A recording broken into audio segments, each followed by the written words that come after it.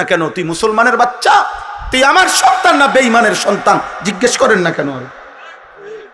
কথা বলেন মিয়া, আপনি বাপ হইলে জিজ্ঞেস করেন তুই আর্জেন্টিনার বেঈমানের পুত নাকি আমার পুত? বেটা কথা বল বেটা, তুই ব্রাজিলের ওই বেঈমানের পুত না আমার পুত? বল বেটা, বলো, ছাপ জিজ্ঞাসা করো যে বেটা তুই, আমি তোর বাপ, আমার জীবনে দেখছ তুই তোর এমন গেঞ্জি গায়ে দিতে, তুই এটা গাও দিলি কেন? বলেন না কেন? আমার জীবনে আমি একবার, আমার পুরা হায়াতে আমি জীবনে একবার, আমার বাপ বেঁচে থাকতে একবার একটা টুপি মাথায় দিছিলাম, টুপির মধ্যে 4টা ফুল ছিল রঙিন অন্য কালারের, এটাই, অন্য কিছু না। নাজায়েজ না, রঙিন টুপি পরা নাজায়েজ, হারাম না, কিন্তু আমার আব্বা টুপি খোলায় ফেলছে। বলছে পুত, আব্বাই জীবনে কোনোদিন সাদা টুপি সারা মাথার দিছি না। এটা আমার বাপের কথা যে আপু টুপিটা খুলেলা, আর কোনোদিন পড়ি নাই বাপ, আর জীবনে কোনোদিন পড়ি নাই। বাপে নজর রাখছে।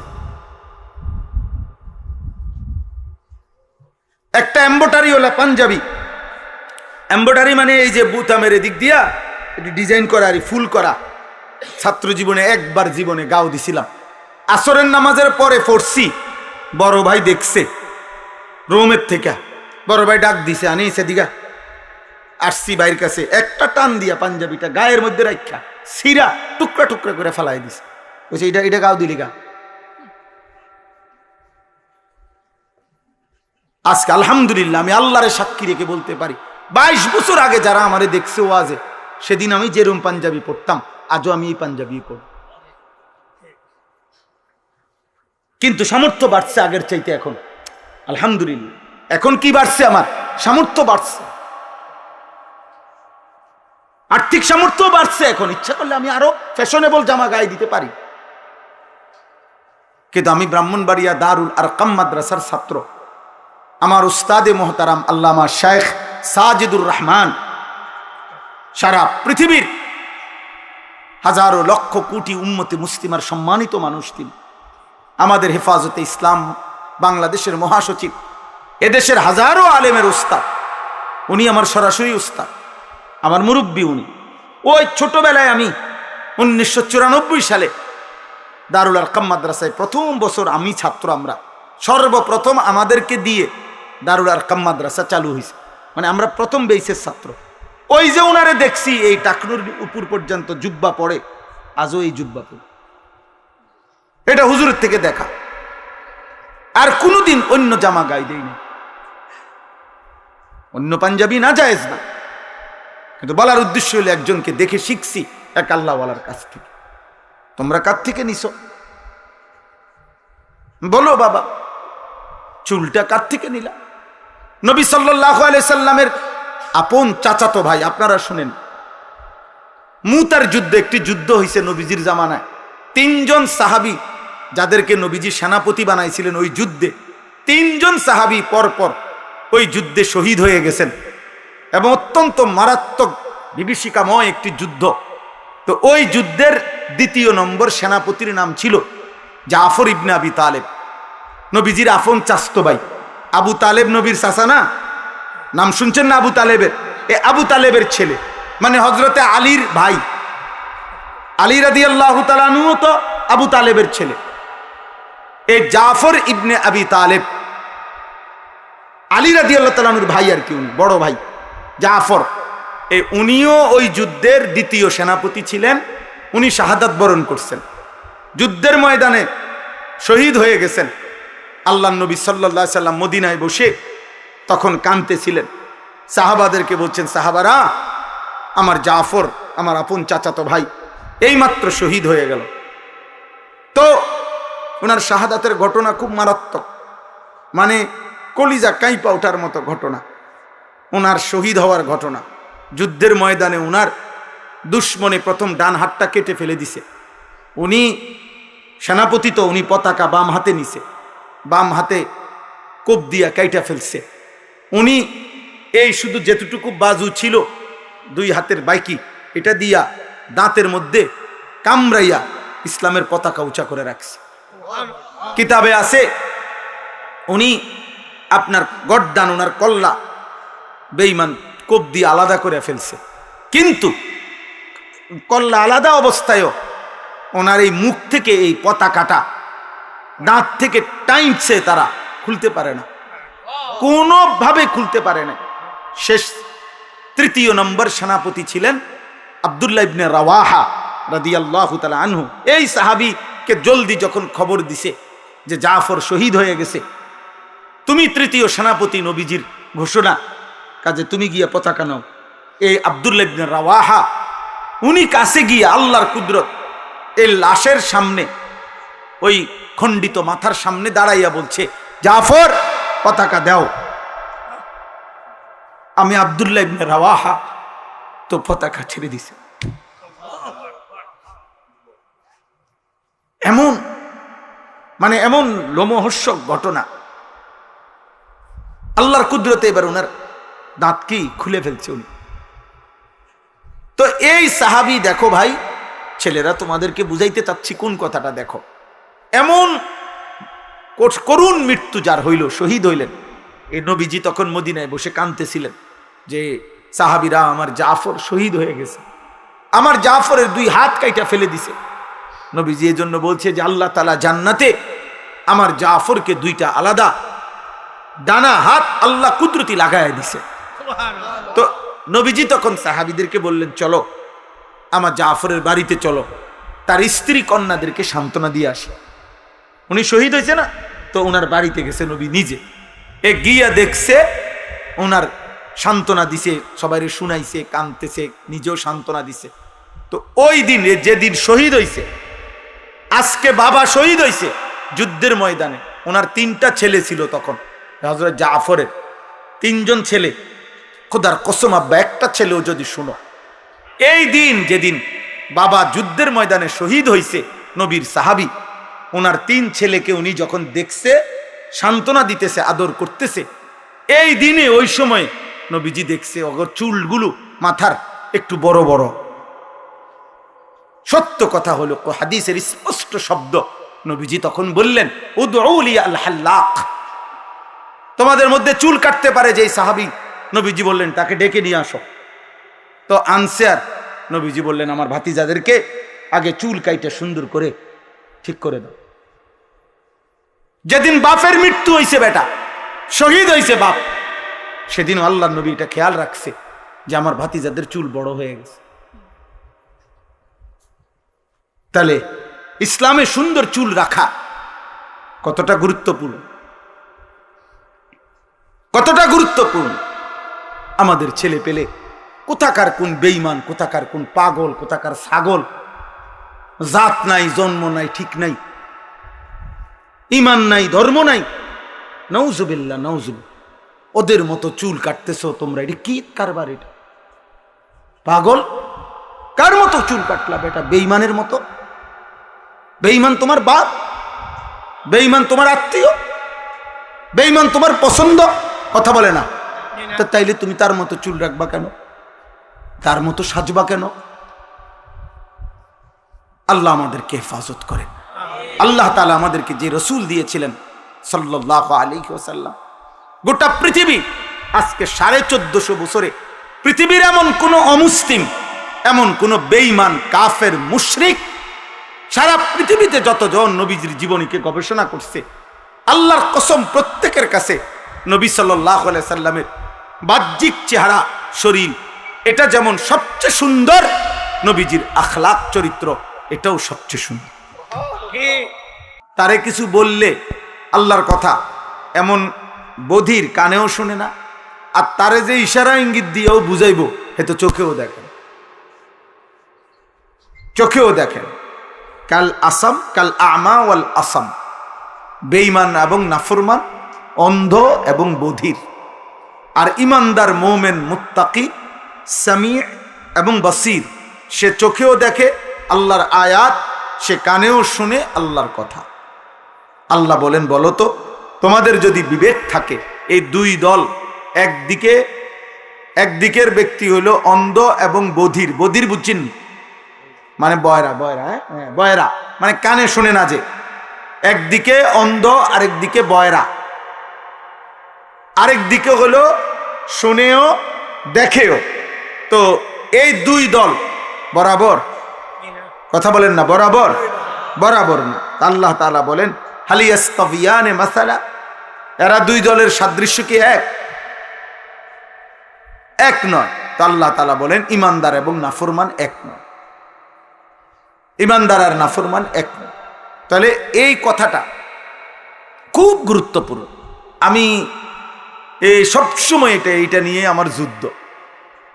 ওই ভাই, ও গেঞ্জিওয়ালা ভাই, ওই বেটা বেয়াদব, ওর বেটা এখন যাও, চলে যাও এখান থেকে, এখন হাসো কেন? ওই সময় বললা আমি সুন্দরভাবে বলি নাই আব্বা, এখন ধমক শুনলা কেন? এখন তোমার কেমন লাগলো কও? এতগুলো মানুষের সামনে যে ধমক শুনলা।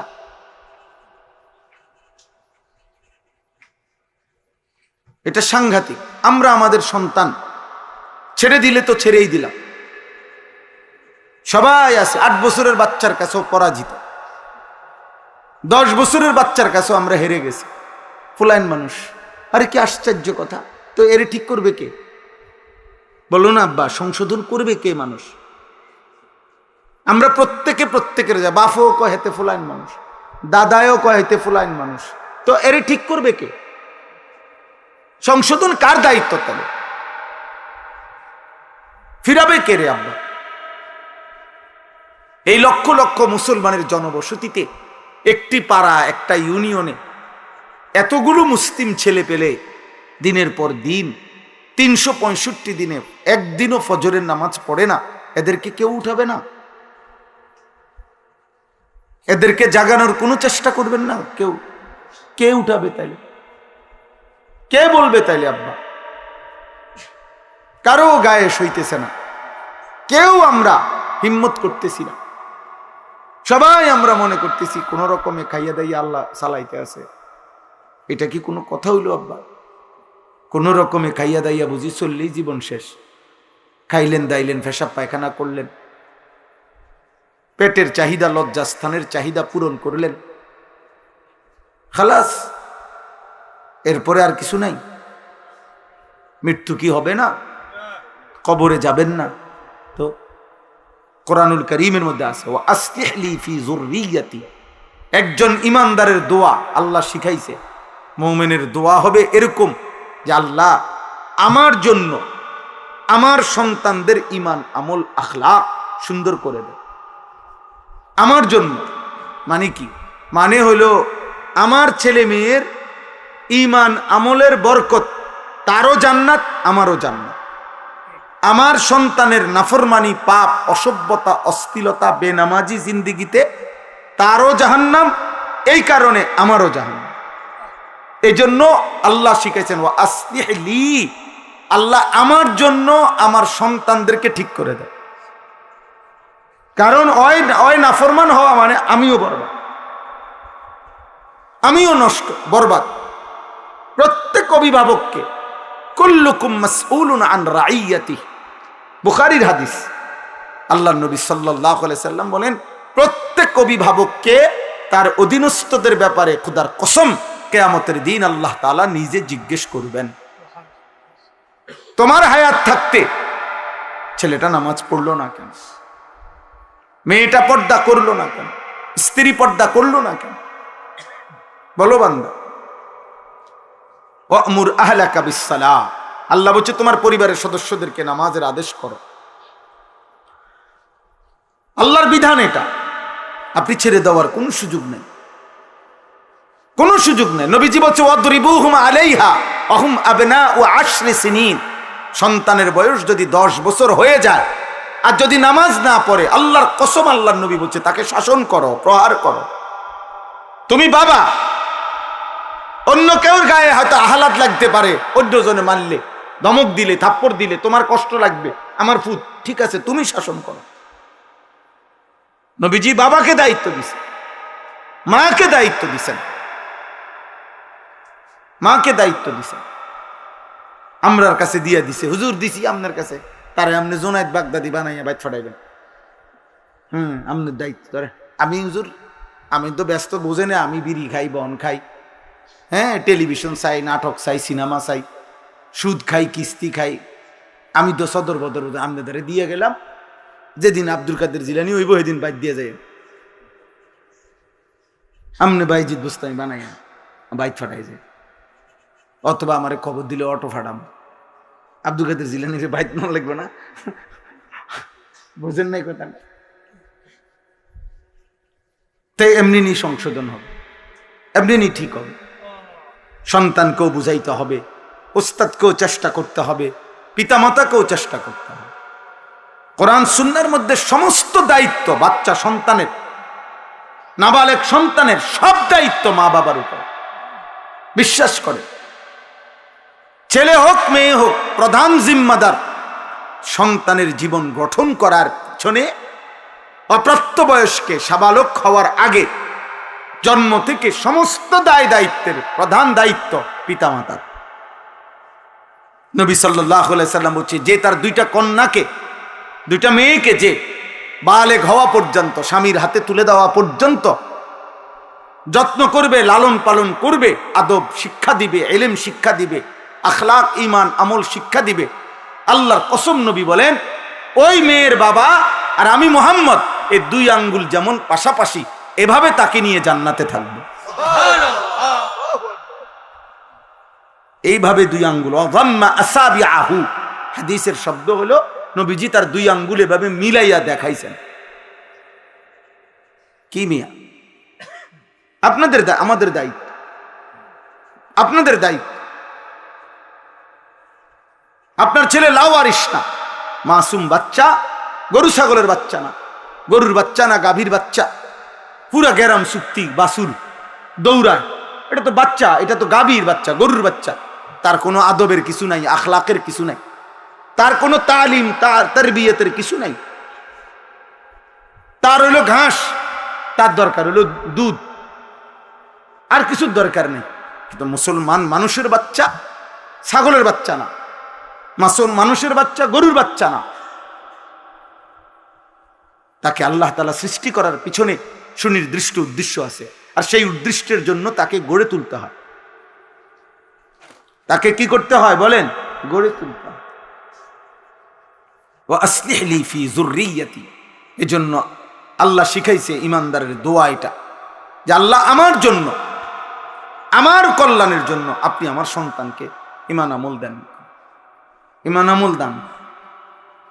কি বলেন? হাদিসে আপনারা শুনছেন, নবীজি সাল্লাল্লাহু আলাইহি সাল্লাম বলছেন, ইজা মাতাল ইনসানু ইনকাতা আমালু, কোন মানুষ তার সমস্ত আমল বিচ্ছিন্ন হয়ে যায়, সে নিজে আর কোনো আমল করতে পারে না, ইল্লা মিন সালাসা, কিন্তু তিনটি আমল থেকে যায়। কয়টি আমল থেকে যায়? তিনটি আমল থেকে যায়। এই তিনটি আমলের মধ্যে একটি হলো আও ওয়ালাদুন সালিহুন ইয়াদউ লাহু, একটা হলো সাদকায়ে জারিয়া, একটা হলো ইলম, নিজে যেই ইলম অর্জন করে অন্যকে শিখাইছে, আরেকটা হলো আও ওয়ালাদিন সালিহিন, সে একটি নেক সন্তান রেখে গেছে, ইয়াদউ লাহু, যে তার বাবার জন্য দোয়া করছে, মার জন্য দোয়া করছে। ওই বাচ্চা দোয়া করে মিয়া, হাদিসের এখানে আলেম আছেন, আপনি জিজ্ঞেস করে দেখেন, ওই হুজুর দিয়া দোয়া না। হুজুর দিয়া দোয়া করাইলে ফজিলত আছে আলাদা, কিন্তু এই হাদিসের অর্থ হইল ওই ছেলেটা দোয়া করবে। আও ওয়ালাদিন সালিহিন ইয়াদউ লাহু, সে দোয়া করবে তার বাবার জন্য, ছেলে দোয়া করবে। তো আপনি ছেলে যদি আপনার জন্য দোয়া পেতে হয়, তার কি কোনো আখলাক দরকার আছে? কি দিয়ে দোয়া করবো? তার কি কোরআন শিখা দরকার? ওবা কি দিয়ে দোয়া করবে বলেন নাম নেরে? তার দিন শিখা দরকার কি না বলেন? তা আল্লাহ যদি সে না চিনে, সে যদি দোয়া করতে হয় কি এটাই বোঝে না, দোয়ার জন্য করতে হয় কি এটাই জানে না, তো সে কি দোয়া করবে? সে কি শিখবে? মনে রাখবেন, আমার বাপের জানাজা, মনে করেন এখানে আজকে আমার বাপের জানাজা, আমার আব্বার লাশ, এটা যদি সামনে থাকে, তাহলে আমার কলিজার ব্যথা আর কাবা শরীফের ইমাম সাহেব যদি আসে, তার কলিজার ব্যথা এক হবে না। এটা আমার আব্বা, কাবা শরীফের ইমাম সাহেবের আব্বা না উনি। তাহলে আমি আমার বাবার জন্য যে পরিমাণ ব্যথা ওনার সেই ব্যথা হবে না। তাহলে সেই সন্তান যদি তার বাবার জন্য দোয়া করতে পারে, সেটা কতটা দাম, কতটা দাম বলে। এজন্য নবী সাল্লাল্লাহু আলাইহি ওয়াসাল্লাম যেই দোয়া শিখাইছেন একজন মৃত ব্যক্তির জন্য, তার চাইতে অন্য হুজুরের নিজস্ব বানানো দোয়া, আমাদের যেই হুজুরে, আমি হই আর যিনি হোক, হ্যাঁ, এটার চাইতে নবীজির জবানের উচ্চারিত দোয়ার কোটি কোটি দাম বেশি, কোটি কোটি দোয়া। তো নবীজি শিখাইছেন মৃত ব্যক্তির দোয়া, আল্লাহুম্মা গফির লি হাইয়িনা ওয়া মাইয়িতিনা ওয়া শাহিদিনা ওয়া গায়িবিনা ওয়া সগীরিনা ওয়া কাবীরিনা ওয়া যাকারিনা ওয়া উনসানা, আল্লাহুম্মা মান আহইয়াইতাহু মিন্না ফাআহইহি আলাল ইসলাম ওয়া মান তাওয়াফাইতাহু মিন্না ফাতাওয়াফাহু আলাল ঈমান। এই যে জানাজার তৃতীয় তাকবীরের পরে যে দোয়াটা পড়ে, এটা নবী সাল্লাল্লাহু আলাইহি সাল্লামের শিখানো দোয়া। কথা বলেন না, কার শিখানো দোয়া? তাইলে উনি যেই দোয়াটা পড়ছেন নবীজি, আর আমরা সারা পৃথিবীর মোল্লা সব একত্র হইয়া দোয়া করলেও খোদার কসম ওই দোয়ার দাম বেশি। তা আমনের ফুতে তো এটা পড়তে পারে না, আমনের ফুতে তো এটা পড়তে পারে না। তো আলগা হুজুর দিয়া যদি একেবারে বাইটটাও দেয়, এরপরও তো এই দোয়ার সমকক্ষ হবে না। তাহলে আল্লাহ নবী সাল্লাল্লাহু আলাইহি সাল্লাম বলছেন এটা। এই জন্য আব্বা আমি, আল্লাহ তোমারও ভালো করেন, উদ্দেশ্য কারো প্রতি বিদ্বেষ না, বুঝাইতে চাইতম করে আমরা প্রত্যেকেই আজকে যারা বাবা, আমরা তাদের সন্তান, আগামী দিনে তুমি বাবা, তোমার সন্তান আসবে, এটা প্রজন্ম, এটাই সিরিয়াল। আল্লাহ আল্লাহ তাআলার এটাই ধারাবাহিকতা। আমি যেমন আমার বাবার সন্তান, আমার সন্তান আছে 4 জন, আমার বাবা আমার দাদার সন্তান, আমার দাদা দাদার বাপের সন্তান, আমরা প্রত্যেকেই একদিকে বাপ, তো অতি অল্প সময়ের ব্যবধানে আবার আমাদের সন্তান, আমরাই সন্তান, আমরাই বাপ, ঠিক না বলেন? আমি আমার বাবার দৃষ্টিতে আমি সন্তান, আমার সন্তানের দৃষ্টিতে আমি কি বাপ। এই জীবন, এই দেখতে দেখতে দেখতে দেখতে বাস্তবতা তোমাদের সামনে, তোমরা যে কয়জন ছেলে আসো তোমাদেরকে আমরা বুঝাইতে চাই এটা। তুমি এখানে থামে থাকবা না। আজকে তুমি অবিবাহিত, আজকে তুমি তামসা করতেছ, আজকে তুমি একদিনও নামাজ পড়ো না, 365 দিনে খোদার একটা বছরে কেউ তোমারে ফজরের নামাজে কোনোদিন মসজিদে দেখে নাই।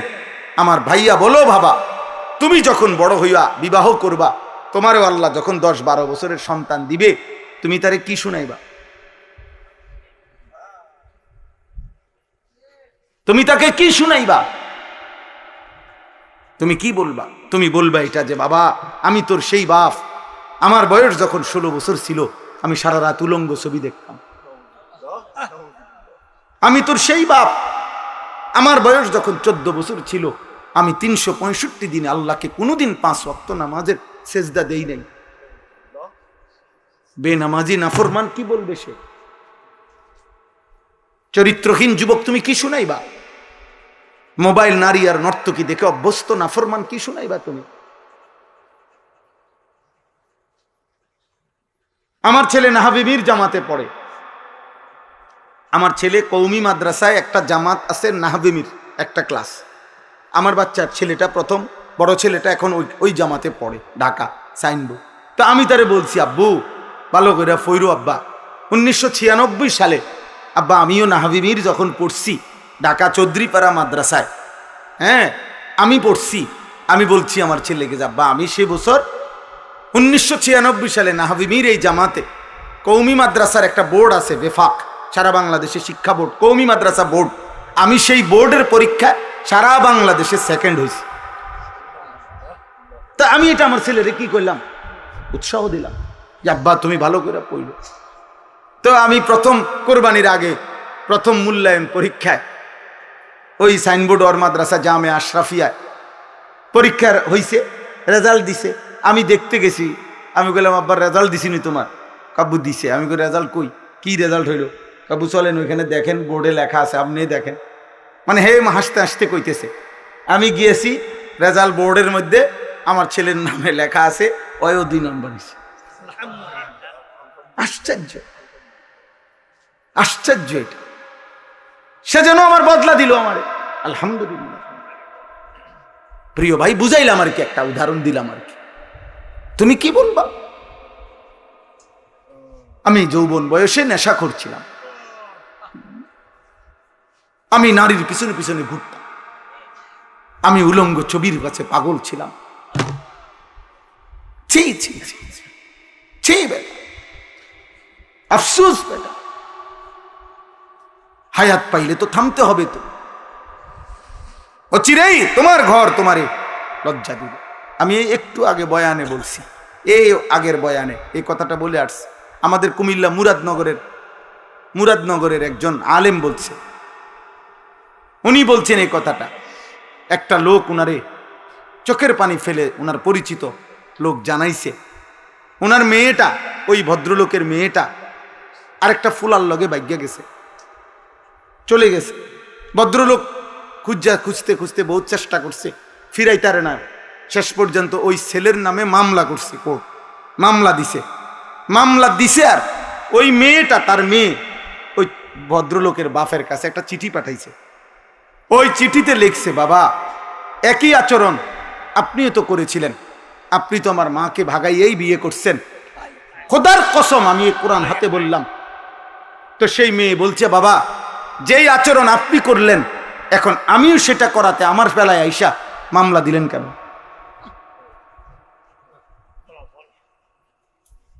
এরপরে এই বাপের এর চাইতে বড় জীবনের অপমান আর কি হইতে পারে? এর চাইতে বেইজ্জতি তার জীবনে আর কি? এর চাইতে বড় শাস্তি আর কি হইতে পারে? এর তুনো লজ্জা কি হইতে পারে? আপন কন্যা, আপন মেয়ে যদি কথা ফিরাইয়া বলে, উনি কি জবাব দিবে? উনি তো এটাই করছে, উনি স্বীকার করছে যে আমি এরকমই করছিলাম। অতএব আব্বা, এটা শুধু ওয়াজ না, আপনাদের সবাইকে বলি, আপনারা আপনাদের ছেলেদেরকে ফিরান, আপনাদের মেয়েদেরকে ফিরান, আপনাদের স্ত্রীদেরকে ফিরান। বিশ্বাস করেন, আপনারা আমার যে যেটুকু আছেন এখানে, এই গ্রামের হন, মূর্খ হন, সাধারণ মানুষ হন, কম শিক্ষিত মানুষ হন, খেটে খাওয়া মানুষ হন, দিন মজুর হন, ঠেলাওয়ালা হন আর কুলিওয়ালা হন, যদি আমার কথা বুঝে থাকেন, তাহলে এটা মনে রাখেন, আপনার মেহনত পরিশ্রম 24 ঘন্টা যে যা ব্যয় করতেছেন, তার প্রধান অংশ সময়কে ভাগ করেন।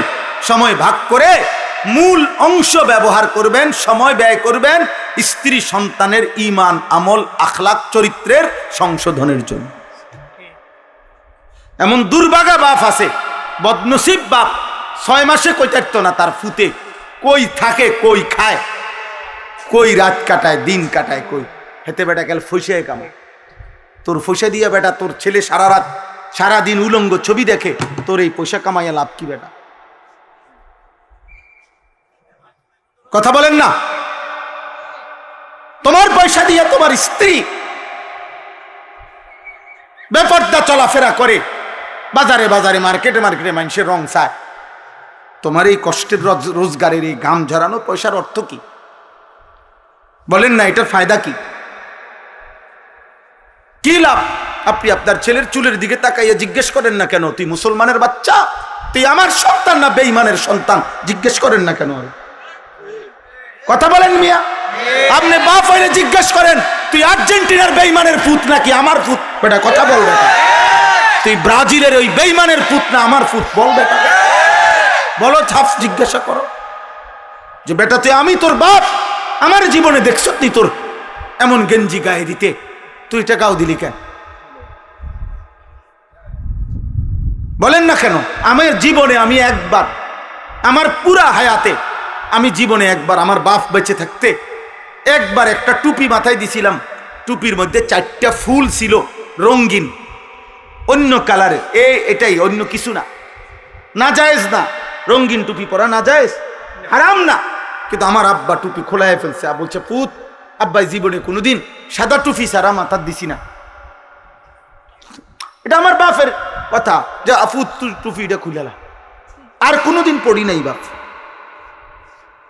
আর জীবনে কোনোদিন পড়ি নাই। বাপে নজর রাখছে। একটা এম্বোটারিওয়ালা পাঞ্জাবি, এম্বোটারি মানে এই যে বুতামের দিক দিয়া ডিজাইন করা আর ফুল করা, ছাত্র জীবনে একবার জীবনে গাও দিছিলাম। আসরের নামাজের পরে পড়ছি, বড় ভাই দেখছে রোমের থেকে, বড় ভাই ডাক দিছে, আনি সেদিকা আসছি ভাইয়ের কাছে, একটা টান দিয়া পাঞ্জাবিটা গায়ের মধ্যে রাখা সিরা টুকরা টুকরা করে ফেলাই দিছে, বলছে এটা এটা গাও দিলি গা। আজকে আলহামদুলিল্লাহ আমি আল্লাহরে সাক্ষী রেখে বলতে পারি 22 বছর আগে যারা আমারে দেখছে ওয়াজে, সেদিন আমি যেরকম পাঞ্জাবি পড়তাম আজও আমি এই পাঞ্জাবি পড়ি। কিন্তু সামর্থ্য বাড়ছে আগের চাইতে এখন, আলহামদুলিল্লাহ। এখন কি বাড়ছে? আমার সামর্থ্য বাড়ছে, আর্থিক সামর্থ্য বাড়ছে। এখন ইচ্ছা করলে আমি আরো ফ্যাশনেবল জামা গায়ে দিতে পারি। কিন্তু আমি ব্রাহ্মণবাড়িয়া দারুল আরকাম মাদ্রাসার ছাত্র। আমার উস্তাদে মোহতারাম আল্লামা শেখ সাজিদুর রহমান সারা পৃথিবীর হাজারো লক্ষ কোটি উম্মতে মুসলিমার সম্মানিত মানুষ তিনি। আমাদের হেফাজতে ইসলাম বাংলাদেশের মহাসচিব, এদেশের হাজারো আলেমের উস্তাদ। উনি আমার সরাসরি উস্তাদ, আমার মুরব্বী উনি। ওই ছোটবেলায় আমি 1994 সালে দারুল আরকাম মাদ্রাসায় প্রথম বছর আমি ছাত্র, আমরা সর্বপ্রথম আমাদেরকে দিয়ে দারুল আরকাম মাদ্রাসা চালু হয়েছে, মানে আমরা প্রথম বেসের ছাত্র। ওই যে ওনারে দেখছি এই টাকনুর উপর পর্যন্ত জুব্বা পরে, আজও এই জুব্বা পরে, এটা হুজুরের থেকে দেখা। আর কোনোদিন অন্য জামা গায়ে দেয়নি, অন্য পাঞ্জাবি না জায়েজ না। কিন্তু বলার উদ্দেশ্য হলো একজনকে দেখে শিখছি এক আল্লাহওয়ালার কাছ থেকে। তোমরা কার থেকে নিছো?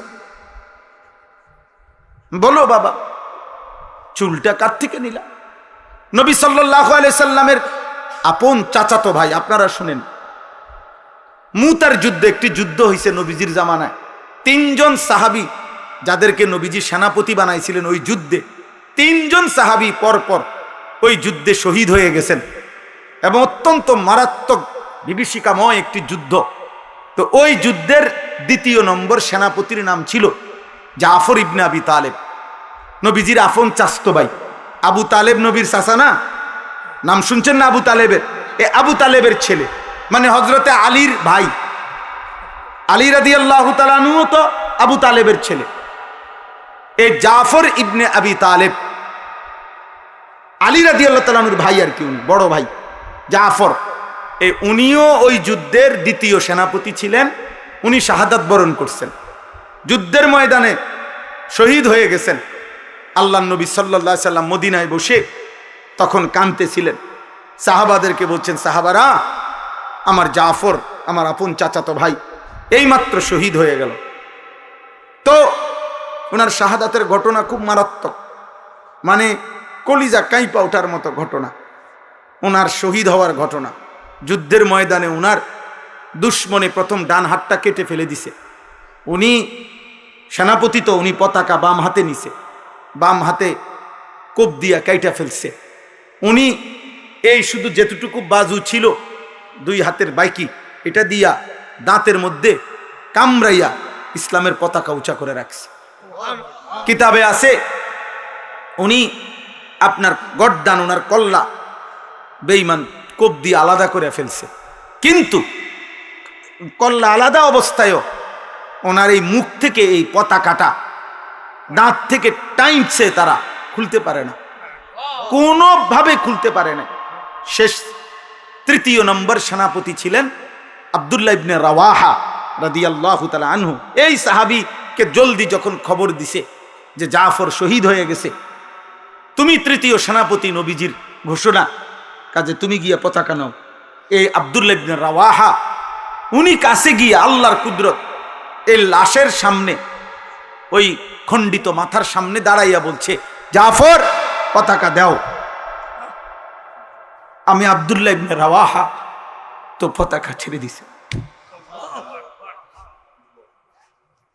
এমন মানে এমন লোমহর্ষক ঘটনা, আল্লাহর কুদরতে এবার ওনার দাঁত কি খুলে ফেলছে উনি। তো এই সাহাবী, দেখো ভাই ছেলেরা, তোমাদেরকে বুঝাইতে চাচ্ছি কোন কথাটা, দেখো এমন করুণ মৃত্যু যার হইল, শহীদ হইলেন, এই নবীজি তখন মদিনায় বসে কাঁদতেছিলেন যে সাহাবীরা আমার জাফর শহীদ হয়ে গেছে, আমার জাফরের 2 হাত কাইটা ফেলে দিছে। নবীজি এই জন্য বলছে যে আল্লাহ তাআলা জান্নাতে আমার জাফরকে 2টা আলাদা ডানা হাত আল্লাহ কুদরতি লাগায় দিছে। তো নবীজি তখন সাহাবীদেরকে বললেন, চলো আমার জাফরের বাড়িতে চলো, তার স্ত্রী কন্যাদেরকে সান্ত্বনা দিয়ে আসি।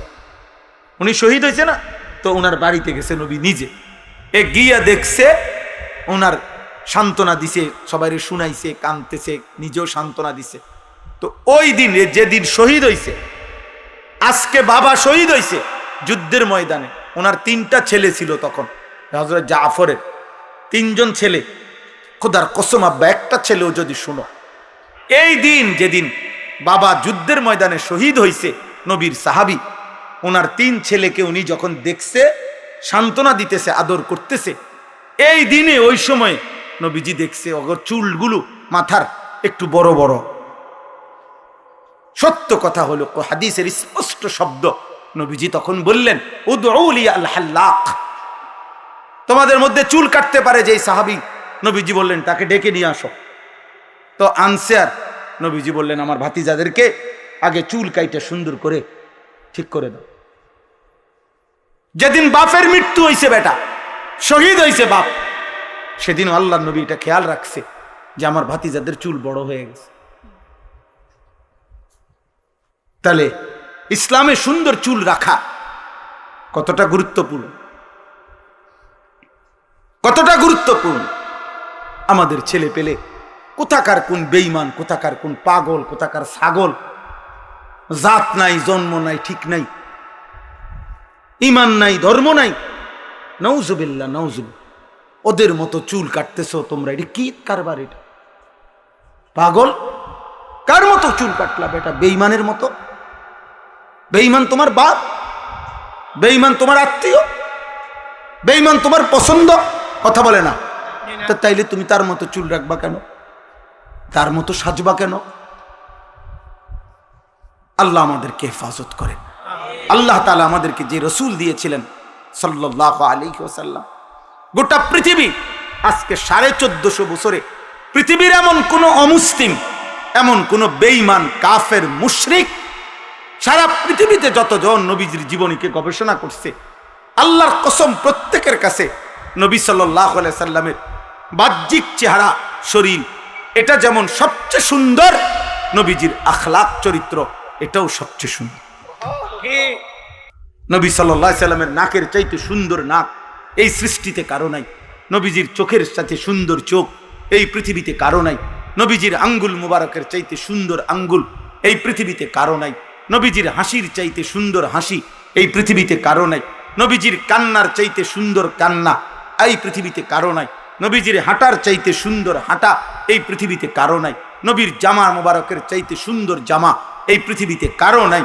তিনি সব কিছুতে, চরিত্রে যেমন সুন্দর, তিনি রূপেও তেমন সুন্দর, পোশাকেও তিনি সুন্দর, চুলেও সুন্দর, চেহারায়ও সুন্দর, লেবাসেও সুন্দর, চরিত্র আর আখলাকে, ইমানে আর আমলে সব কিছুতে তিনি সর্বশ্রেষ্ঠ। আল্লাহ আমাদেরকে তাকে দিছিলেন। দুর্ভাগ্য জাতি, হায় দাড়িওয়ালা মুসলমান, কারে ছাড়লি কারে ধরলি, হায় বিড়ি খাওয়াই না মুসলমান, কারে ধরলা কারে ছাড়লা। তোমার নবী সাল্লাল্লাহু আলাইহি সাল্লাম বিড়ি খাইতেন?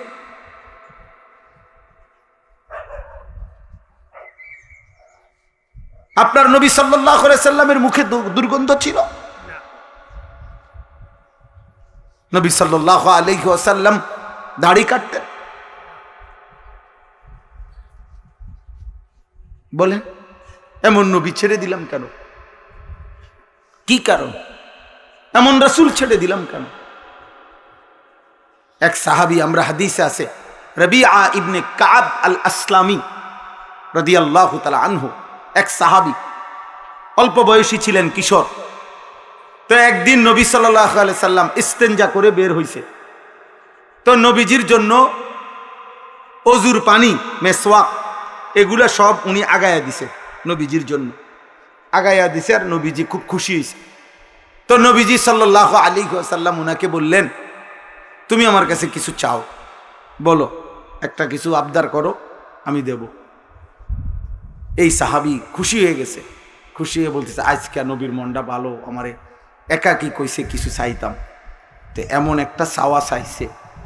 সুবহানাল্লাহ, হাদিসে আছে, উনি বলছে আসআলুকা মুরাফাকাতাকা ফিল জান্নাহ, ইয়া রাসূলুল্লাহ, জান্নাতে আপনার পাশে থাকতে চাই।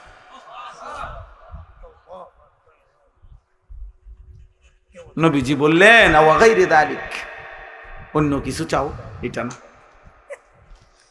সাহাবী বলতেছেন হুয়া যাক, ইয়া রাসূলুল্লাহ, আপনি বলছেন, আমিও চাইছি, দিলে এটাই, আর নয়তো বাদ দেন, দিলে এটাই, আপনার সঙ্গী, আপনার সাথে জান্নাতে থাকতে চাই। আল্লাহর নবী বললেন ফাআইন্নী আলাইকা বিকাসরাতিস সুজুদ, তাহলে সাহাবী বেশি বেশি সেজদা নামাজের মাধ্যমে আমারে সহযোগিতা করো, মানে তুমি সেজদার পরিমাণ বাড়ায় দাও, আমি আল্লাহর কাছে তোমার জন্য সুপারিশের পরিমাণ বাড়ায় দেব, সুপারিশের পরিমাণ বাড়িয়ে দেব, আমি তোমারে পাশে নেব, সঙ্গী বানাবো, সাথে রাখবো। তাহলে সাহাবায়ে কেরামের দিলের তামান্না ছিল এটা, নবীজি সাল্লাল্লাহু আলাইহি সাল্লামের সঙ্গী হবে, সঙ্গী হবে। কোরআনুল কারীমের মধ্যে আল্লাহ বলছেন, এক সাহাবী জিজ্ঞেস করছে, তাফসীরে আছে, ইয়া রাসূলুল্লাহ, আপনাকে তো এখন দুনিয়ায় যখনই মনে পড়ে তখনই আপনাকে আইসা দেখি, দেখলে কলিজা ঠান্ডা হয়, আপনার পবিত্র চেহারা মোবারক দেখলে দিল শান্ত হয়, কিন্তু ইয়া রাসূলুল্লাহ, কথাটা শুনেন, সাহাবী বলতেছে ইয়া রাসূলুল্লাহ, আখিরাতে যদি আল্লাহ আমারে জান্নাতও দেয়, কিন্তু আমার তো একটা পেরেশানি আছে।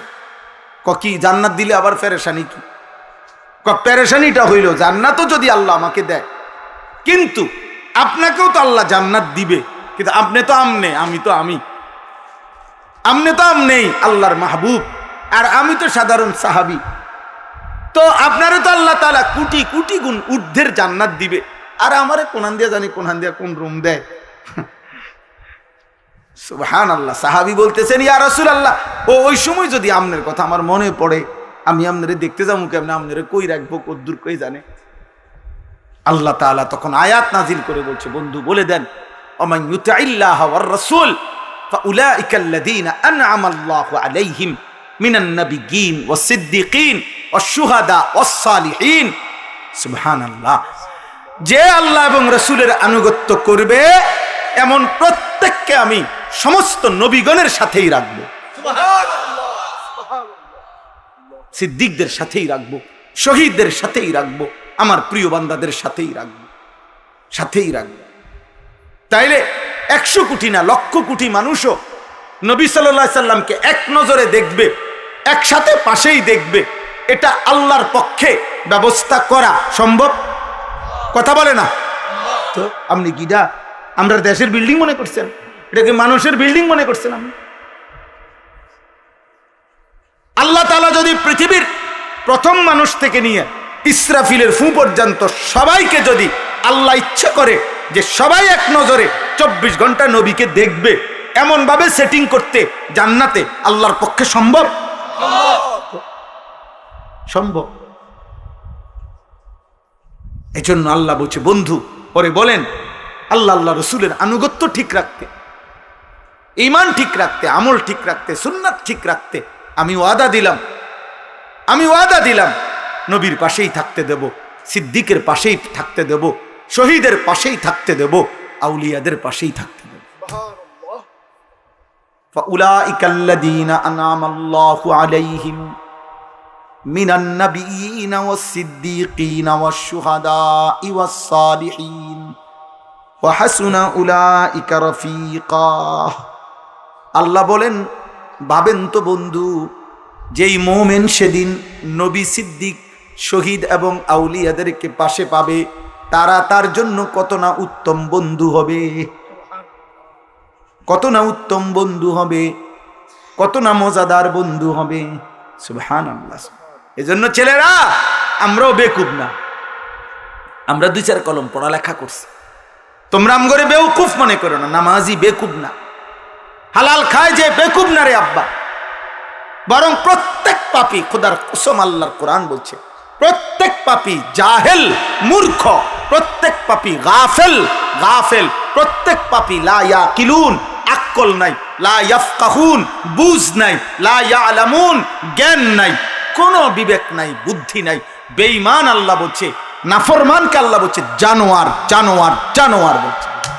উলাইকা কাল আনআম, যার দিল আল্লাহকে নিয়ে ভাবে না, যার কান আল্লাহর কথা শুনে না, যার হাত দেখে না, খোদার কসম আল্লাহ বলছে উলাইকা কাল আনআম, ওইগুলা জানোয়ারের মতো। ওইগুলা কিসের মতো? জানোয়ারের মতো, জানোয়ারের মতো, বেনামাজি জানোয়ারের মতো, বেহায়া হারামখোর জানোয়ারের মতো। যার কাছে জীবন মানে হলো বাত্তরকারী আর পেশাব পায়খানা, যার কাছে জীবন মানে হলো কিছুক্ষণ রোজগার, কিছুক্ষণ উপভোগ, এক বেলা কামাই করে আরেক বেলা উপভোগ করে, কতক্ষণ বিড়ি খায়, কতক্ষণ টেলিভিশনে নাচ গান দেখে, কতক্ষণ স্ত্রীর সাথে সময় কাটায়। হ্যাঁ, কিসের আল্লাহ, কিসের রাসূল, কিসের নামাজ, কিসের সেজদা, কোরআন কি, আল্লাহ কি, রসুল কি, ইসলাম কি, হেতের এত কথার দরকার। খায় আর বাথরুমে যায়, সব রুমে অ্যাটাচড বাথরুম না, এখন সিস্টেম করে দিছে 60টা রুম, 60টার লগেই বাথরুম, খাইবে আর বাথরুমে যাবে। বুঝেন না? বাহ, সবাই রে, বউ বাচ্চা সবাই একসাথে সামনের রুমে বৈশা, সোফাত বৈশা, স্বামী স্ত্রী ছেলে মেয়ে সবগুলো বেহায়া এক লগে টেলিভিশনে নর্তকীর নাচ চলে। কত বড় নিকৃষ্ট বেগায়রত, ছি ছি ছি, আত্মমর্যাদাহীন মানুষ। ও বুড়ো সাদোয়ানে বইয়া টেলিভিশনে নর্তকীর নাচ দেখে, এবার দেখে এবার লগে বইয়া রয়েছে এতে 12 বছরের পোলা। এই বুড়ার কোনো শরম লাগে না? ছি ছি ছি ছি, আমনের চোখের উপরে ছি। লজ্জা শরম থাকা উচিত, নিয়ে লজ্জা শরম থাকা উচিত। আল্লাহ আমাদের সবাইকে হায়া দান করেন, কেউরে ছাড় নাই, কাউরে না। চাচারা, আপনাদের জান্নাত দরকার না? কথা বলেন না কেন? দাদাদের জান্নাত দরকার না? তো দাদারে কইব কে? দাদারে ফেরেশতানি কইব না হুজুররা বলবে? কথা বলেন না। বয়স্কদেরকে বলবে কে? হুজুররা না ফেরেশতা এসে বলবে? তাইলে একজন বুড়া মানুষ বিড়ি খাবে কেন? বুড়া মানুষ টেলিভিশন দেখবে কেন? বয়স্ক মানুষ নাচ গান দেখবে কেন? বলেন, আপনার বিবেক কি বলে? 60 বছরেও আল্লাহ চিনবার টাইম হয় নাই? 60 বছরেও আখিরাত চিনবার সময় হয় নাই? আর কখন, আর কতকাল? চলেন, আমরা এই রাত গভীরে আর লম্বা করতে চাচ্ছি না, তর্জমাটাও শুনাই একটু, আর অল্প একটু, আর 10টা মিনিট সময় দেন। এই তর্জমাটার মধ্যে মূল বক্তব্য হলো এটা, আল্লাহ তাআলা বলছে, বান্দা আমি 3টা জিনিস দিছিলাম। এক, তাওহীদ। তাওহীদ মানে হলো লা ইলাহা ইল্লাল্লাহ। আল্লাহ তাআলা বলেন, এই কায়নাতের প্রত্যেক মানুষের জন্য আমি আল্লাহর শ্রেষ্ঠ নিয়ামত দিছিলাম আমার কালেমা গ্রহণ করা। ঈমান, ঈমানের চাইতে বড় সম্পদ, বড় নিয়ামত আর কিছু নাই। কালেমার চাইতে দামি কিছু কি নাই? লা ইলাহা ইল্লাল্লাহর চাইতে দামি কিছু নাই। এই পৃথিবী যদি কেউ 100 বারও পায় কিন্তু ইমানদার নয়, খোদার কসম, উলাইকাল্লাযীনা লাইসা লাহুম ফিল আখিরাতি ইল্লান নার। আল্লাহ তাআলা বলেন, ঈমান হারা ব্যক্তি পৃথিবীর ভালো কিংবা মন্দ যাই করে যাক, আখিরাতে জাহান্নাম ছাড়া আর কিছু না। আখিরাতে কি? জাহান্নাম। জাহান্নাম। ওয়া হাবিতা মা সানাউ ফিহা ওয়া বাতিলুম মা কানু ইয়ামালুন। দুনিয়ার জীবনে ভালো মন্দ সে যাই করেছে, আল্লাহ বলেন ঈমান না থাকার কারণে সব নিষ্ফল, সব বৃথা। আখিরাতে সব কি? বৃথা। তাহলে এই আল্লাহ তাআলা বলেন, 1 নম্বরে আমি আল্লাহ আমার সৃষ্টির জন্য দিলাম তাওহীদ। কি দিলাম? দ্বিতীয়ত আমার সৃষ্টির জন্য আমি দিলাম আমার আখিরি রাসূল সাল্লাল্লাহু আলাইহি সাল্লাম। 3 নম্বরে দিলাম কোরআন। 3 নম্বরে দিলাম কি? কোরআন। আল্লাহ তাআলা বলেন, এই 3টির যেই কোনো একটিকে অস্বীকার করা, অবজ্ঞা করা, তুচ্ছ করা, ফেলে দেওয়া, নিজের জীবন থেকে বাদ দেওয়া, এটা যেন আমি আল্লাহর উপরে মিথ্যা অপবাদ দেওয়া, যে আমি সঠিক ব্যক্তিকে অনুসরণের জন্য দেই নাই, সঠিক কিতাব আমি দেই নাই, সে নিজের জন্য আমি আল্লাহর দেওয়াটা বাদ দিয়ে সে নিজের জন্য অন্য কিছু গ্রহণ করে নিছে। আল্লাহ বলেন ও যেন আমি আল্লাহর উপরে মিথ্যা অপবাদ দিল যে আল্লাহ নবী হিসেবে আপনি যারে দিছেন ওনার চলাফেরা আমার ভাল লাগে না, আমার ভাল লাগে বেঈমানেরে। কিতাব হিসেবে আমগরে যেই কিতাব দিছেন এটার বিধিবিধান আমার ভাল লাগে না। লা ইলাহা ইল্লাল্লাহ হিসাবে যেই কালেমা দিছেন এটা মেনে নেওয়া আমার পছন্দ লাগে না। আল্লাহ বলেন এর চাইতে বড় জালেম এই আসমানের নিচে জমিনের উপর আর কেউ হইতে পারে। ওমান আযলামু মিম্মান ইফতারা আলাল্লাহি কাযিবা, তার চাইতে বড় জালেম আর কে হতে পারে যে আমি আল্লাহর ব্যাপারে মিথ্যা অপবাদ দেয়। মিথ্যা অপবাদ দেয়, মিথ্যা অপবাদ দেয় মানে তিন জিনিসে, তাওহীদে, রিসালাতে, কিতাবে। কোরআন, কোরআন কোনো কিছু প্রত্যাখ্যান করা কোরআনের কথা, তার মানে আপনি আল্লাহকে যেন বলতেছেন আপনি সঠিক দিতে পারেন না। নাউজুবিল্লাহ। নবীজির কোনো সুন্নত, নবীজির কোনো তরিকা, কথাকে প্রত্যাখ্যান করা মানেই হলো আল্লাহ আপনি সঠিক ব্যক্তি আমাদের জন্য পাঠাইতে পারেন না। আর আল্লাহর কথাকে প্রত্যাখ্যান করা তাওহীদকে, তার মানে হলো আল্লাহ আপনি আমাদেরকে সঠিক কালেমা দিতে পারেন নাই। এর চাইতে বড় জুলুম, এর চাইতে বড় পাপ আর কিছু হইতে পারে? আল্লাহ তাআলা বলেন, এবার শুনেন, তাইলে প্রত্যেকের কাছে বলি বাবা আল্লাহকে ভয় করেন, খামখেয়ালি করেন না। ছেলেরা বাবা তোমরাও খামখেয়ালি করো না। প্রিয় ভাই, বারবার বলার সুযোগ তো নাও হয়, নাও হয়। হয়তো পৃথিবীর কেউ তোমারে মনে করলো না, বাবা মা সবাই থেকে তুমি ছুট্টা গেলা। অনেক ছেলে আছো, তোমাদের স্বাধীনতা ভোগ করতেছো তোমরা। এমন দুর্ভাগা বদনসিব যে বাপ মা দাদা দাদি নানা নানি চাচা মামা ফুফা খালু চাচি মামি ফুফি খালা এই সমাজের কেউ হয়তো আহারে এই নাফরমানরে কিচ্ছু বলেন। দিনের পর দিন রাতের পর রাত নারী, ছবি, নাটক, সিনেমা, মদ, জুয়া, অসৎ আড্ডা, অশ্লীল ছবি, মোবাইলের উলঙ্গ দৃশ্য দেখতেছে। বেচারার কপালে একজন অভিভাবক জোটে নাই। আলহামদুলিল্লাহ, আমার মা ৭৫ বছর বয়স, আমার মা আজও একেবারে দুর্বল হয়ে গেছে, ছোট্ট হয়ে মা আমার অনেক দুর্বল হয়ে গেছে, অসুস্থ, কিন্তু আজও মা জিজ্ঞেস করে ফুত নজর শুনি। বিশ্বাস কর আব্বা, কোরআন শরীফ হাতে বলি, মা জানে আমি প্রত্যেক যে দিনে কথা কই মার লগে। মা আমাদের ভাইদের বাসায় থাকে, কখনো আমার বাসায়, কখনো আমরা 5 ভাই, আলাদা আলাদা সংসার আছে সবাই। যখন যার বাসায় থাকুক মার সাথে কথা বললেই এই জিঙ্গে বাজ্যা কোনানে যাইতে আসো, মানে ওয়াজে মা কি আর এত জেলার নাম জানিনি, কিন্তু আমি বলি মা আজগা নবীনগর অমুকখানে বা অমুক জেলায় অমুকখানে।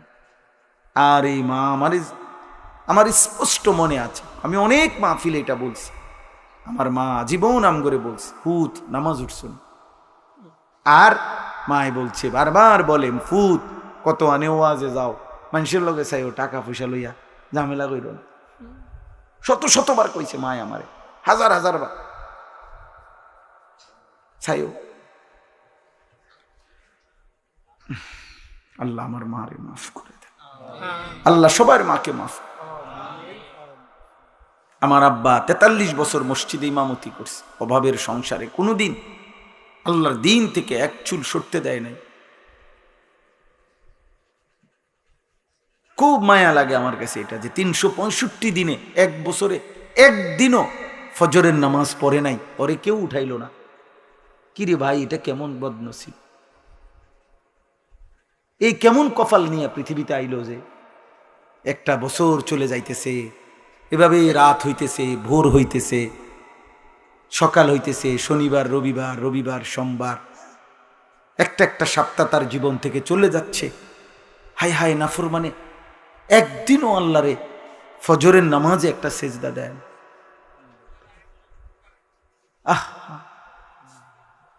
হ্যাঁ ঠিকই বলছে চাচা, দুঃখেই বলছে আব্বা।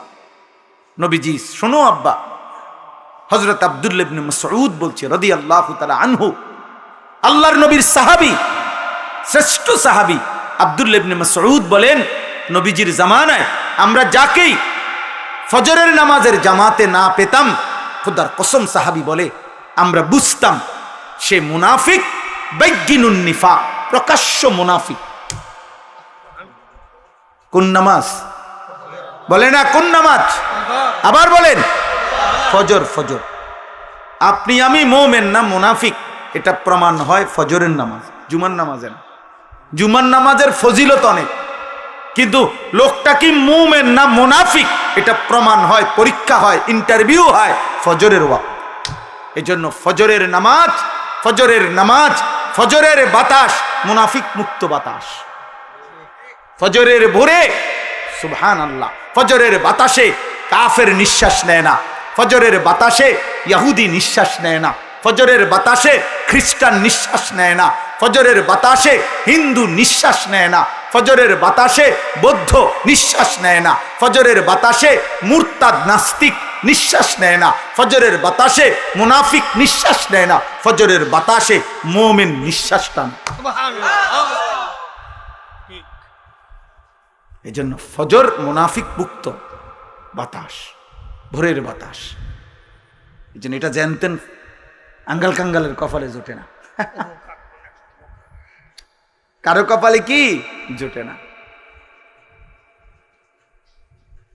ওই যে হাকিম আজমল শাহ ছিল ভারতীয় উপমহাদেশের বিখ্যাত হাকিম কবিরাজ আগের দিনের, ওনার বিখ্যাত বাণী আছে, দিন কি 42 রাত কি 40 সুবহ শাম কি হাওয়া লাখোं रुपया की दवा, হাকিম আজমল শাহ ने कहा।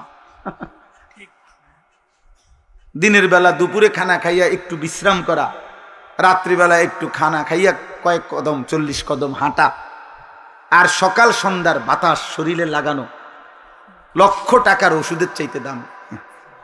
লাখোं रुपया की दवा, হাকিম আজমল শাহ ने कहा। ভোরের বাতাস দামি। চলো নিয়ত করি ফজরের নামাজ পড়বো ইনশাআল্লাহ। ছেলেরা বলো ভাই ইনশাআল্লাহ, দিল থেকে বলো আব্বা ইনশাআল্লাহ। তুমি নওজোয়ান, তুমি পারবা না কেন? তুমি, তোমার শরীরে পূর্ণ শক্তি আছে, তুমি পারবা না কেন আব্বা? তুমি মুসলমান বাবা, ভুলে গেলা কেন? মা ভুলে গেলেও আল্লাহ তো ছাড়বে না। বাবা যদি ভুলেও যায় তোমারে, আল্লাহ তো ছাড়বে না। এই সমাজের কেউ মনে করলো না তোমারে, কিন্তু আল্লাহ তো ছাড়বে না রে আব্বা। আল্লাহ ছেড়ে দিবে ভাই? তো তাহলে তো তুমি আল্লাহ থেকে ছুটবা কেমন?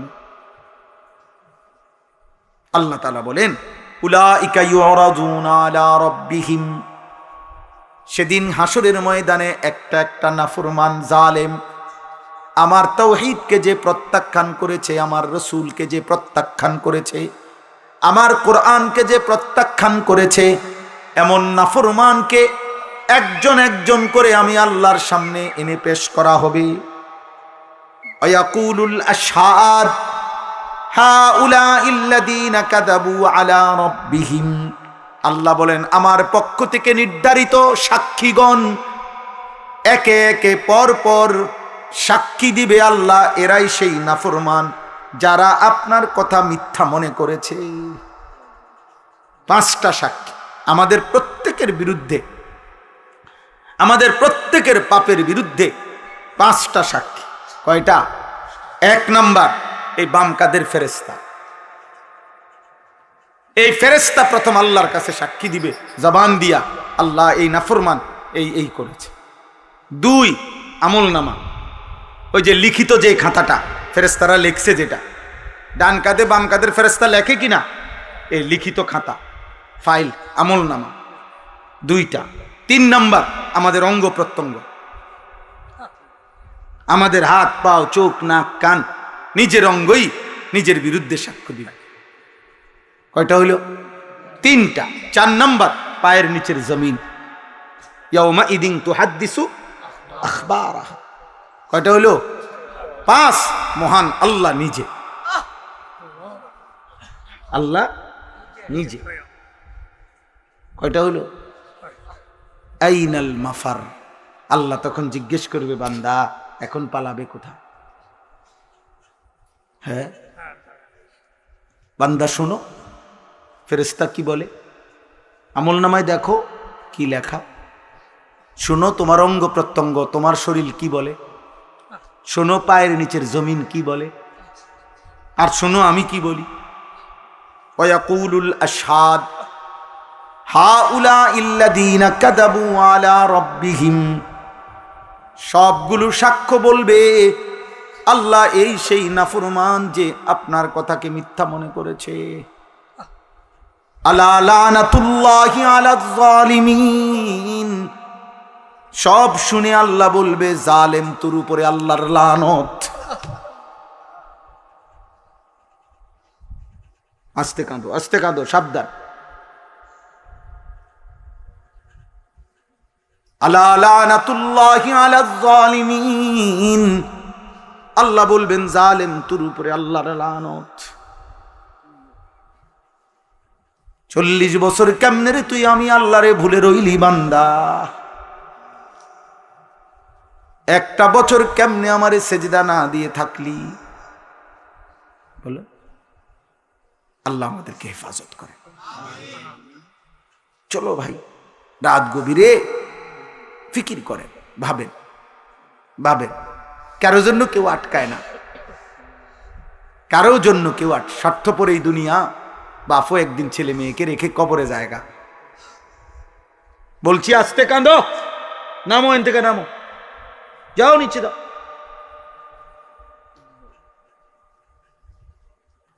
তাইলে এই স্বার্থপর দুনিয়া একদিন বাপও সন্তানকে রেখে চলে যায়, মাও রেখে চলে যায়। এই দুনিয়া, এটাই আব্বা দুনিয়া। দুনিয়া কারো জন্য কেউ আটকাবে না, কিন্তু আল্লাহর সামনের থেকে দৌড় দিবা কেমনে? বলো না ভাই। কোরআন শরীফে আছে নাফরমান চিৎকার দিবে হাসরের ময়দানে, মা আগনা আন্নি মালিয়া, হায় আমার সম্পদ কাজে আসলো না। হালাকা আন্নি সুলতানিয়া, আহা আমার ক্ষমতা শক্তি আজ আমার থেকে হারিয়ে গেল। এভাবে চিৎকার দিবে আর আবল তাবল বকবে। কোরআন শরীফে আছে সূরা আল হাক্কার মধ্যে। তখন আল্লাহ বলবে, যখন পাপী ভয়ে এরকম আবল তাবল বলবে, আল্লাহর ফেরেশতাকে আল্লাহ বলবে খুজুহু ফাগুল্লু, এই ফেরেশতা তারে ধর, ধর তারে বাঁধে। ফাগুল্লু অর্থ আপনি জিজ্ঞেস করেন আলম, অর্থ হলো তারে বেঁধে ফেল, বাঁধে, টাইট করে বাঁধে। ফেরেশতা বাঁধ দিয়া বলবে আল্লাহ বাঁধ দিছি, এখন কি করতাম? সুম্মাল জাহিমা সাল্লু, আল্লাহ বলবে একটা লাথি দিয়া জাহান্নামে ফেলে দে। মার, লাথি মার, দ্রাম করে কিচ্ছা লাথি দে, একটা লাথির লগে ফেলে দে যা। সুম্মাল জাহিমা সাল্লু অর্থ হলো জাহান্নামে ছুঁড়ে মার। জাহান্নামে ছুঁড়ে মারলে কি আদর করে? জাহান্নামে ছুঁড়ে মারবে করলে করে?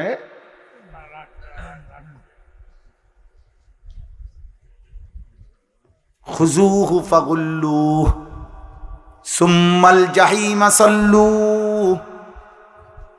সুম্মা ফি সিলসিলাতিন যারউহা ৭০ যিরাআন ফাসলুকুহ। জাহান্নামে যখন ফেলে দিবে আল্লাহ, তখন জাহান্নামের ভিতরে যেই ফেরেশতা ওদেরকে বলবে ৭০ হাত লম্বা, ৭০ যিরাআ ৭০ হাত লম্বা আগুনের শিকল দিয়ে বেঈমান রে গলার মধ্যে বাইধা কিংবা হাতের মধ্যে বাইধা কুত্তারে যেমনে ঘুরায়, ফাসলুকুহু কুত্তার মতো বাকি জাহান্নামীদের সামনে ঘুরায়া ঘুরায়া তার পাপটা কি সেটা বলে দে। এইটার অর্থ আপনি ফইরা দেখ। ফাসলুকুহু অর্থ হলো তারে ঘুরা, ৭০ হাত লম্বা শিকল দিয়া বাইন্দা তারে ঘুরা, বাকি জাহান্নামীদের কাছে বলে দে যে এই জাহান্নামী, এটা সুদখোর, এটা ঘুষখোর, এটা মূর্তি পূজক, এটা মুশরিক, এটা বেঈমান, এটা জুয়ারি, এটা নেশাখোর। এই আল্লাহ, উনি এখন ভাবছে যে মারাত্মক কথা, বুঝছেন না? এটা দুর্বল মানুষ হাবড়ার ভিতরে এখন অনুভূতি দেখছে যে কথা তো মারাত্মক। হ্যাঁ, আল্লাহ মাফ করে দেন। আজকের দুর্বলরাই হয়তো একদিন সেদিন দেখবেন জান্নাতের বাদশা। আপনি যারে অন্ধ মনে করছিলেন, আপনি যারে বোবা মনে করছিলেন, আপনি আমি যারে পাগল মনে করছিলাম, আমি যারে প্রতিবন্ধী মনে করছিলাম, বেচারা তো দুনিয়ায় গুনাও কম। গুনাহ কম না, গুনার সুযোগ পাইছে কইছে, তো হেদো ওইখানে সবার আগে বাঁচতে যাবো না। আর আমরা বেশি চালাকরা তো হিসাব দিতে দিতে জীবন শেষ হয়ে, ঠিক না? হ্যাঁ, আল্লাহ আমাকেই মাফ করে দেন। আল্লাযীনা ইয়াসুদ্দুনা আন সাবিলিল্লাহ, এই আল্লাহ বলেন কেন আমি লানত দিলাম জালেমের উপরে, এজন্য কয় যে এই জালেম নিজেও আমার পথে চলে নাই, আর আমার যে বান্দারা চলতে চাইছিল তাদেরকেও সে বাধাগ্রস্ত করছে। আরে বেটা হয়তো কইছিল ও নামাজটা কদ্দুর ফইরে, আরে বাপরে কি তো আব্দুল কাদের জিলানি না, নতুনে না বাপ লইছে লাগো, চিনি না তোমার এই সিটারের হদ্দার, এই একটা কইয়া হেরে কি করে দিল, শরম দিয়া দিল, বুঝেন নাই কথা, মস্কারি করে তারে। বেচারা হয়তো চাইছিল বন্ধু নামের শয়তান সমবয়সী অথবা এরকম কেউ একজন ওরে একটা টিটকারি দিয়া, আরে বাপরে হাতে ভালো হয়ে যাবে, দেখতাম না কয়দিন, বুঝছেন নি কথাটা? ও নতুন বুজুর্গ হইছে, ও এই যে এই মানে একটা বাজে কথা বলে আহারে বেচারারে কি করে দিল। আল্লাহ বলেন ওই জালেমের উপরে, এই যে জালেম অন্যকে আমি আল্লাহর পথে চলতে বাধা দেয়, তার উপরে আল্লাহর লানত। 2 ওয়ায়াবগুনাহা ইওয়াজা, যে কথায় কথায় আমার দ্বীন ধর্ম, আমার শরীয়ত, আমার বিধান, আমার কোরআনে ভুল বক্রতা ত্রুটি তালাশ করে, তার উপরে লানত। আমল তো করে না, আরো উল্টা যুক্তি দেয়, মাইতো না চাই, কত হুজুরে দেখছি উল্টা পাল্টা, এ শেষ হ্যাঁ বটা, এই জন্য আও রাখো হুজুরে একটা ফ্যাঁস লাগাই রাখছে দেশটার ভিতরে, 12 রকম হুজুর 13 রকম কথা কয়, আমরা কোন দিকে যাবো? হ্যাঁ, আমাকেও ফ্যাঁসে পড়ে আজ যায় ওটা 40 বছর বিড়ি খায়, আমরা ফ্যাঁসে। কাকা যায় আজকে 30 বছর সুদ খায়, এই আমরা ফ্যাঁসে পড়া, আমরা হুজুরার ফ্যাঁসে পড়া, উনি আজকে 60 বছরও চা দোকানে নর্তকীর নাচ দেখে, আমরার ফ্যাঁসের কারণ। হ্যাঁ, গপ মারেন, হ্যাঁ গপ ছুড়ে এলেন, ফাইজলামি দুনিয়ায় মস্কারি করেন, এটি সাদওয়ানের কথা, হাসরের মাঠ সাদওয়ান, কথা বলেন না, হাসরের মাঠ সাদওয়ান। তো এমন কথা বলেন না, লোক নাই, বুঝছেন? আশ্চর্য কথা।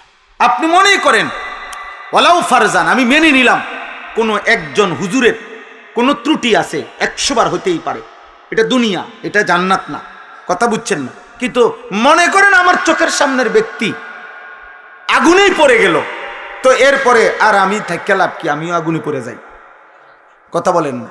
তো ধরে নেন একেবারে বাস্তব প্রকাশ্য 100 সত্য যে এই হুজুরটা একটা ভুলের মধ্যে আছে, তারপরও আপনি বুঝতেছেন এটা ভুল, আপনি বুঝতেছেন এটা হুজুরের পাপ, আপনি বুঝতেছেন এটা হুজুরের অপরাধ, তো তারপরও কি আপনি এটা করবেন? তো তাহলে এই যুক্তি দেখাইলে লাভ হইব কোন?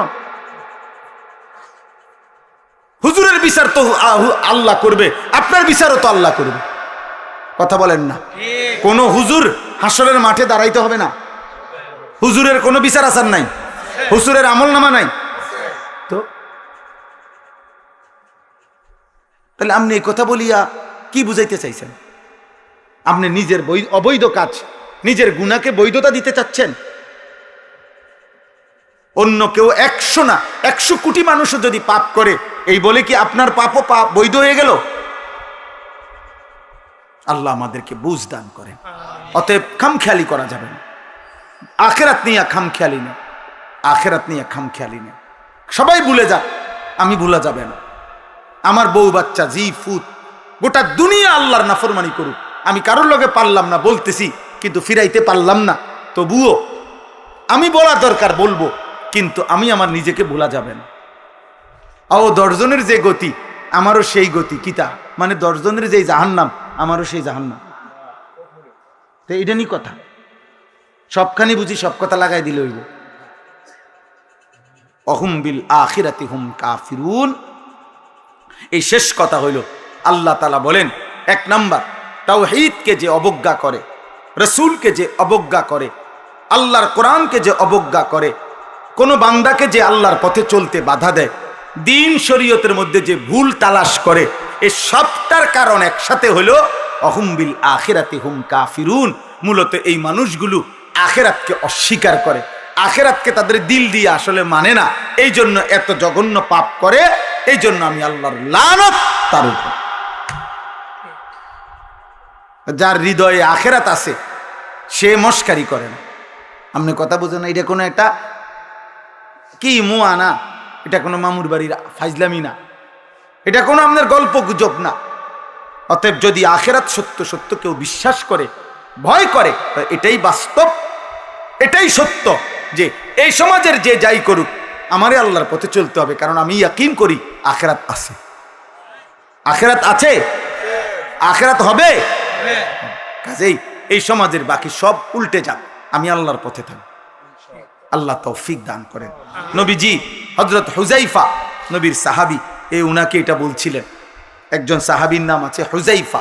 নবীজি বলছেন, হুযাইফা, জীবনের পথে যদি চলতে কোনোদিন এমন হয় একটা লোক আর তোমার সাথে নাই আল্লাহর পথে চলার জন্য, তো নবীজি বলছে, প্রয়োজনে গাছের শিকড় কামড়াইয়া তুমি একা আল্লাহর দ্বীনের উপরে থেকে,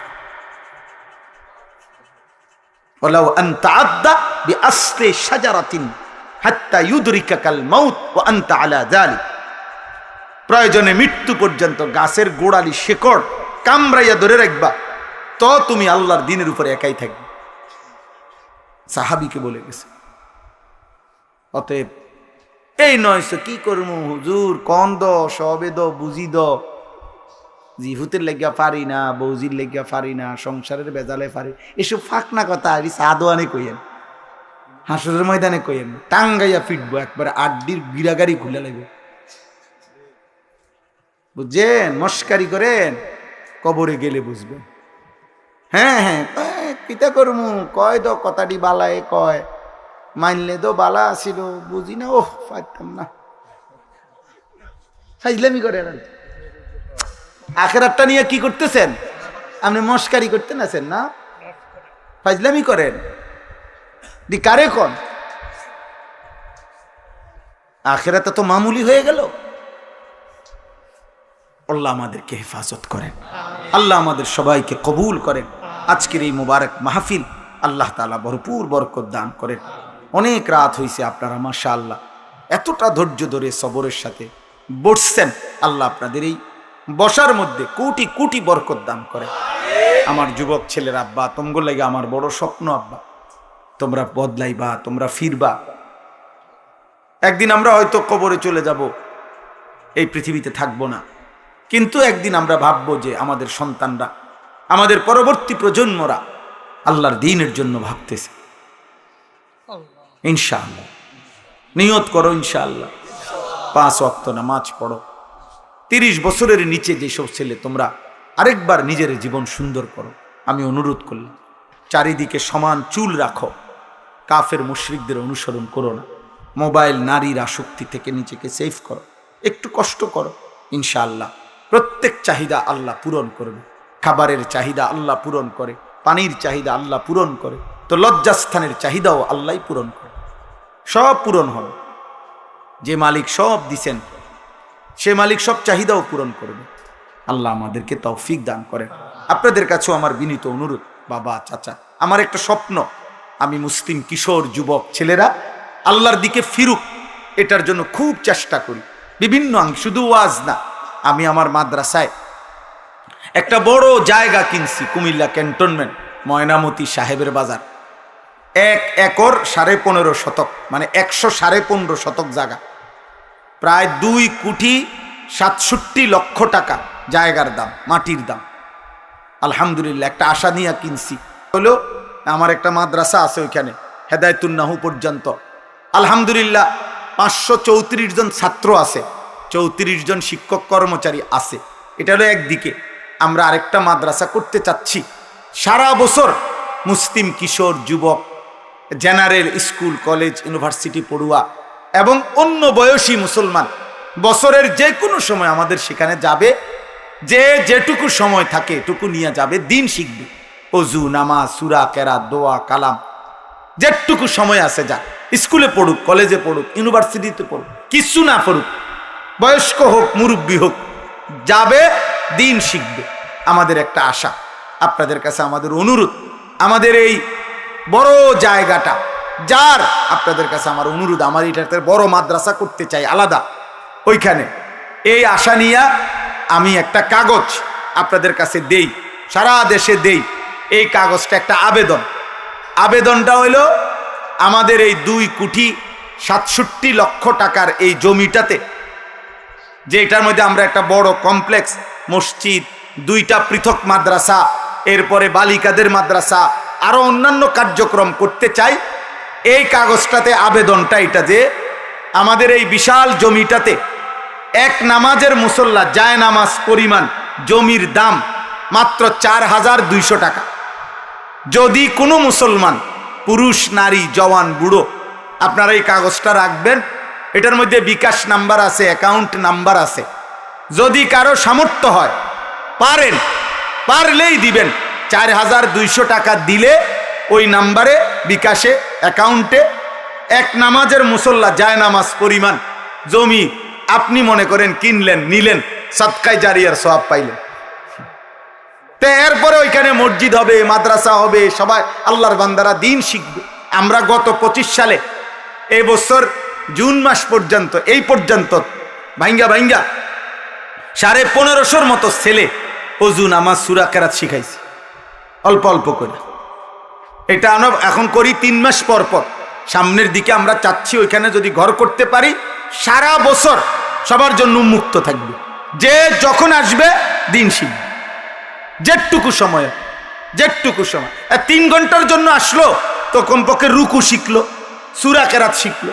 আল্লাহ তৌফিক দান করেন, আল্লাহ। আচ্ছা, মাশাআল্লাহ, আল্লাহ কবুল। এবং সবচেয়ে বড় কথা হইলো, এই শুধু শুকরের জন্য বলতেছি, 2,67,00,000 টাকার এই জমিতে এই পর্যন্ত 1,81,00,000 টাকার মতো সুদ হয়ে গেছে। এবং আরো আশ্চর্য হইলো, এই বড় টাকার মধ্যে বেশি অংশ টাকা দিছে মহিলারা। আশ্চর্য এটা, মহিলারা এই পরিমাণ টাকা দিছে, আমরাই অবাক। এই 4,200 টাকা করে করে এক মুসল্লা পরিমাণ টাকা আমাদের হিসাবে, আমরা তো নাম লিখি, এন্ট্রি করি, তো মহিলাদের নাম বেশি। আল্লাহ তৌফিক দান করেন, আল্লাহ আপনাদেরকেও তৌফিক দান করেন। যার সুযোগ হয় কাগজটা ফেলে দিয়েন না, পইরেন, পারলে অংশগ্রহণ করেন। ছেলেদের অনেকের বাবা আছে বিদেশ, অনেকের ভাই আছে। 4,200 টাকা খুব বেশি না, কিন্তু একটা সদকায়ে জারিয়ার সাথে জুড়ে গেল। এখন রিসিট নিতে হইব কষ্ট করে। জি ভাই, মাশাআল্লাহ, একটু কষ্ট করে ভাইয়ের ওই রিসিট আছে, এনে রিসিট দিব, রিসিটটা নিতে হইব। রিসিট ছাড়া হইতো না, রিসিট ছাড়া টাকা হিসাবে ঢোকে না। আব্দুর রহিম ভাই ধরেন, ওই যে 500 টাকা দিছে আলাদা একজন, হ্যাঁ, ওই যে রিসিট দিব। চলেন আমরা দোয়া করি। আল্লাহুম্মা সাল্লি আলা মুহাম্মাদিন ওয়া আলিহি ওয়াসাল্লাম। আলহামদুলিল্লাহি রাব্বিল আলামিন। আল্লাহুম্মা আনতাস সালাম ওয়া মিনকাস সালাম, তাবারাকতা ইয়া দাল জালালি ওয়াল ইকরাম, ইয়া আরহামার রাহিমিন, ইয়া আরহামার রাহিমিন, ইয়া আরহামার রাহিমিন। রব্বানা যালামনা আনফুসানা ওয়া ইল্লাম তাগফির লানা ওয়া তারহামনা লানাকুনান্না মিনাল খাসিরিন। রব্বানা আতিনা ফিদ দুনিয়া হাসানা ওয়া ফিল আখিরাতি হাসানা ওয়া কিনা আযাবান নার। রব্বিরহামহুমা কামা রব্বায়ানি সগীরা। রব্বানা হাব লানা মিন আজওয়াজিনা ওয়া যুররিয়াতিনা কুররাতা আ'য়ুন ওয়াজআলনা লিল মুত্তাকিনা ইমামা। মাওলায়ে কারীম, আপনি মাফ করে দেন। রাত অনেক গভীর মাওলা, অন্ধকার রজনীতে আপনার শাহী দুয়ারে এই গোলাম ভিখারির মতো হাত উঠাইলাম, চোখ বন্ধ করে ভেবে দেখলাম পেছনের জিন্দিগি গুনায় গুনায় ভরা। মাওলা, কত রাত গেছে মাওলা, আপনারে একটা সেজদাও দেই নাই। কত দিন গেছে এমন মাওলা, একটা সেজদাও দেই নাই। তবু আপনি এক লোকমা খাবারও বন্ধ করেন নাই, একটা সেকেন্ড নিঃশ্বাস বন্ধ করেন নাই। আপনার মতো দয়ালু মেহেরবান মালিককে ছেড়ে দিলাম মাওলা। এমন ভুল কেন করলাম, কেমনে করলাম? আজ গভীর রাতে মনে পড়লো মাওলা, আপনি সব দিছেন, আমরা শুধুই আপনার নাফরমানি করে গেলাম মাওলা। আপনি মাফ করে দেন, মাফ করে দেন, মাফ করে দেন, মাফ করে দেন। রাত গভীরে মাফ করে দেন, পেছনের জিন্দিগির গুনাহ মাফ করে দেন। আগামী জীবন আপনি সুন্দর করে দেন। ঈমান আমল দান করেন, ইজ্জত আফিয়ত দান করেন, তাকওয়া তাহারত দান করেন, হিম্মত ইস্তেকামত দান করেন। দ্বীনের উপরে থাকার চলার তৌফিক দেন।